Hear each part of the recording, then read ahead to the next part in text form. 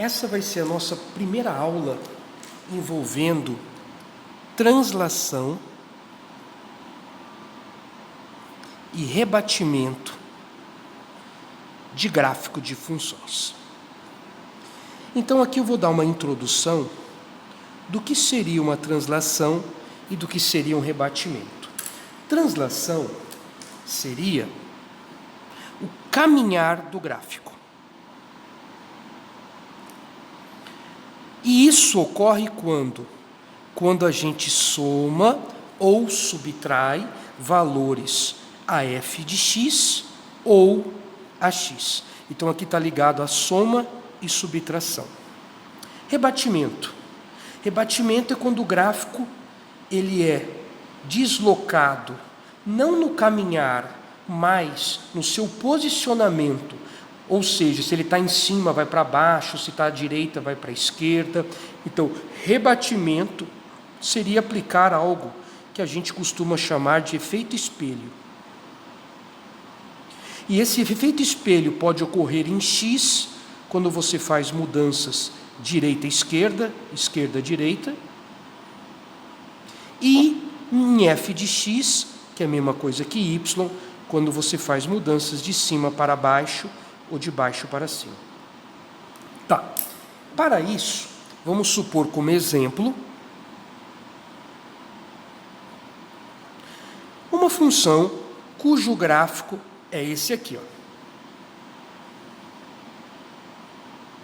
Eu vou escolher o seguinte gráfico, um gráfico que tem um movimento dessa forma. Esse é nosso f de x, ou nosso y, ok? A partir desse gráfico, eu vou começar pelo efeito mais simples, que é o rebatimento. Então, eu vou construir como primeiro modelo um gráfico que represente f de menos x. Então, não vou chamar de y, vai ser um y2, uma segunda função. Como seria o gráfico dessa função a partir do gráfico da primeira função? Bom, o efeito espelho, ele ocorre quando a gente faz uma mudança de sinal. Então, toda vez que eu mudar o sinal de x ou mudar o sinal de y, eu estou aplicando o rebatimento. Tá.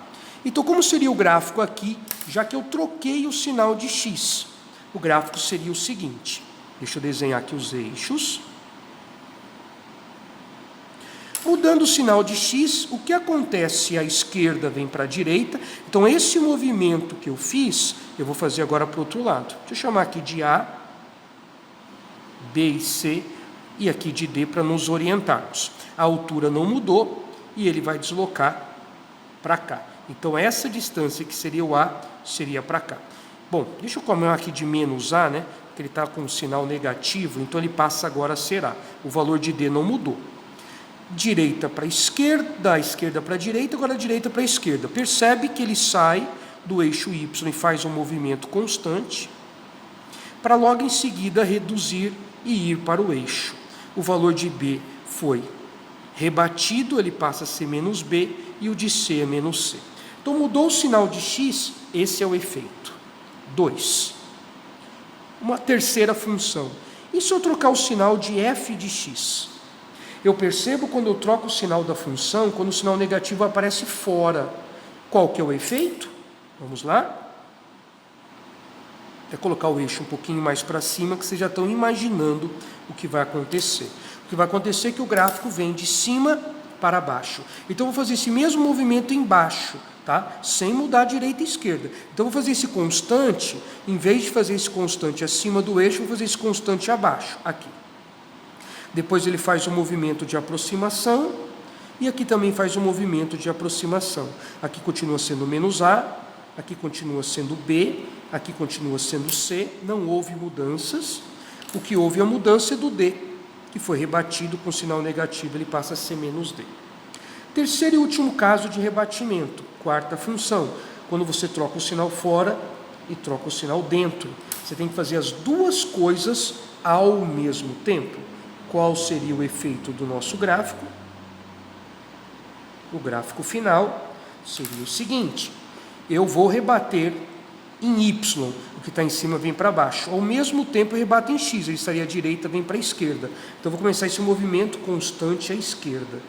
Depois dá para imaginar, né? Depois do movimento constante, ele vai descer para se aproximar, como foi rebatido, ele vai subir. E o mesmo ocorre do outro lado.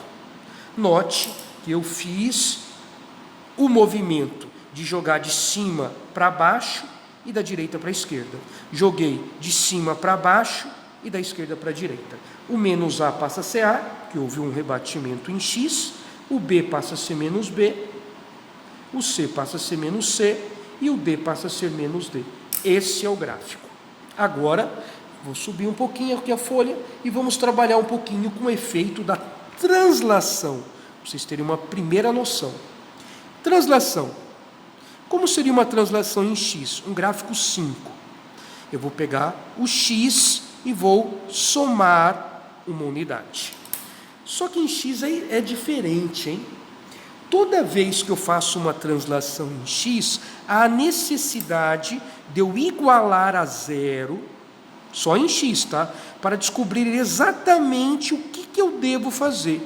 O que eu devo fazer em X? Eu devo deslocar uma unidade para A. Lembre-se que X regula a direção direita e esquerda, uma unidade para a esquerda. Então, em X é sempre o contrário, tá? É muito importante que isso fique focado. Então, o que eu vou fazer? Vou pegar meu gráfico original e vou deslocar uma unidade para a esquerda. Quer dizer que esse ponto correspondia ao zero, esse ponto que é a minha referência agora corresponde ao menos 1. Ele permanecia constante até o B, mas deslocou uma para a esquerda, então ele permanece constante até B menos 1. Está aqui, ó. Peguei o gráfico e desloquei para cá. Aí o movimento agora é semelhante, ele tende a descer, mas em vez de bater no C, C menos 1. Ele tende a descer, em vez de bater no menos A menos 1. Quer dizer que eu peguei todo o gráfico e o desloquei uma unidade para a esquerda. Tudo bem? Agora, mais uma nova função, aqui seria o caso 4, né? O caso 5. Como que é uma translação em Y? É quando você soma por fora da função. Vamos supor que agora eu vou e somo 2. Qual seria o efeito gráfico?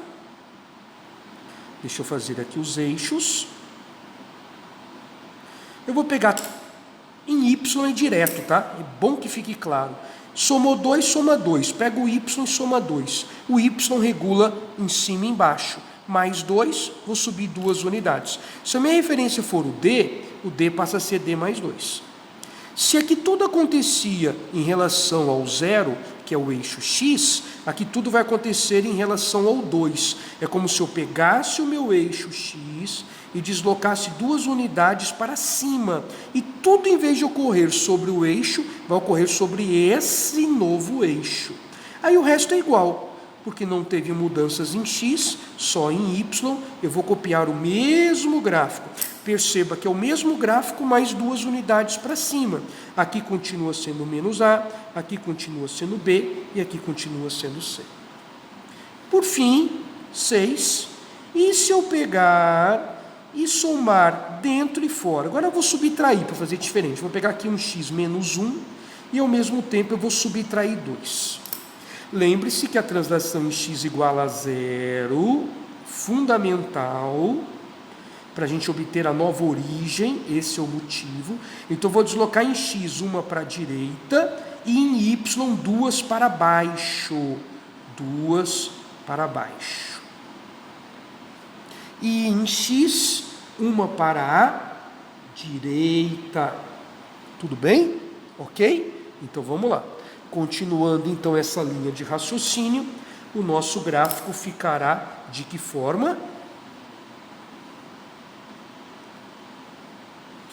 Desloco uma para a direita. Então, como se o eixo Y viesse uma para a direita. Até vou colocar um Y' aqui, que vai facilitar o nosso gráfico. Ao mesmo tempo, 2 para baixo. Então, quem regula a altura seria o posicionamento do eixo X. Eu vou posicionar ele 2 para baixo. É como se fosse um eixo chamado de X', que agora é menos 2. O resto é igual. Bom, vamos lá. igual porque não houve rebatimento. Então vai ter esse efeito constante, mas em vez de a partir do zero, a partir do menos 2. Tá? Vamos supor que esse D aqui seja mais do que 2. Tá? Então ele sai um pouquinho daqui de cima. Ó. Aí ele faz o efeito. Só que, note que a minha referência do D, ele tem relação com a origem, que é o 0, 0. Aqui a origem é o encontro dos eixos. Então aqui que é o posicionamento do D. Esse é o D. Só que o D deslocou 2 unidades para baixo, então é um D menos 2. Aí o efeito é o mesmo. Se mantém constante, desce até o eixo, desce até o eixo. Quem é esse cara? Ele é o B, mas esse B foi deslocado uma unidade para a direita, então ele é um B mais 1. Esse cara que seria o C, ele andou uma para a direita, ele é o C mais 1.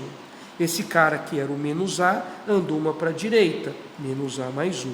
E esse cara que era o D, desceu 2, D menos 2. Então aqui nós temos todos os efeitos das translações e rebatimentos. Claro que é possível misturá-las. Ok? Espero que vocês tenham curtido essa primeira aula teórica de translação e rebatimento.